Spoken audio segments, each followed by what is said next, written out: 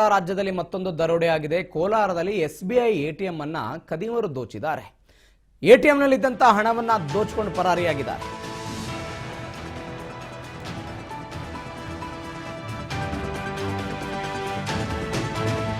ಕೋಲಾರದಲ್ಲಿ SBI ATM ಅನ್ನ ದೋಚಿದ್ದಾರೆ.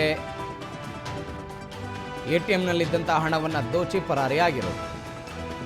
ಗಲ್ಪೇಟ್ police ಠಾಣಾ ಸಮೀಪವೇ ಇಂಥದ್ದೊಂದು ಘಟನೆಯಾಗಿದೆ. ಗಲ್ಪೇಟೆ ಪೊಲೀಸ್ ಠಾಣಾ ಸಮೀಪದಲ್ಲಿ ಆಗಿರುವ ಘಟನೆ ಇದು. ಕೋಲಾರ ಚಿಕ್ಕಬಳ್ಳಾಪುರ ರಸ್ತೆ ಬದಿ ಎಸ್ಬಿಐ ಎಟಿಎಂ ಇದೆ. ಈ ಎಸ್ಬಿಐ ಎಟಿಎಂನಲ್ಲಿ ಹಣವನ್ನು ದೋಚಿ ಪರಾರಿಯಾಗಿದೆ.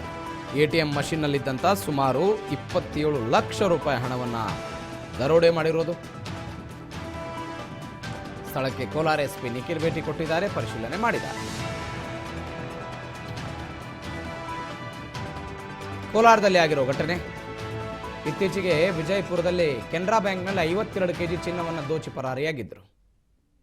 ಕೆನರಾ ಬ್ಯಾಂಕಲ್ಲಿ ವಿಜಯಪುರದಲ್ಲಿ 52 ಕೆಜಿ ಚಿನ್ನವನ್ನು ದೋಚಿಕೊಂಡು ಪರಾರಿಯಾಗಿದ್ದರು ರಾತ್ರೋರಾತ್ರಿ. ಇದೀಗ ಕೋಲಾರದಲ್ಲಿ ಆಗಿರೋ ಬೆಳವಣಿಗೆ ದೃಶ್ಯದಲ್ಲಿ ಗಮನಿಸ್ತಾ ಇದ್ದೀರಿ. ಸಿಸಿಟಿವಿಯಲ್ಲಿ ಇವೆಲ್ಲವೂ ಕೂಡ ರೆಕಾರ್ಡ್ ಆಗಿದೆ.